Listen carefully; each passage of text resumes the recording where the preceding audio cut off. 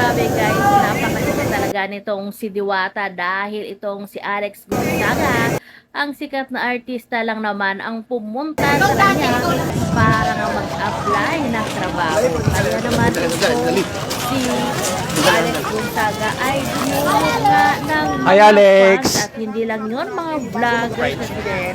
Araw-araw maraming mga vloggers dito sa Diwata pa rin. Kaya narito guys, panoorin natin at kayo na humusga kung paano ang kanila ba karami ang tao doon kay Diwata. Ay, wait lang.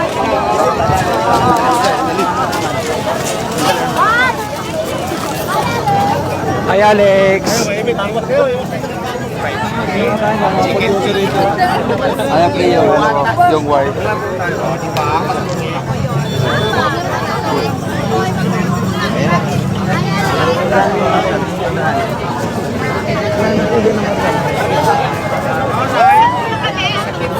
Ay, wait lang.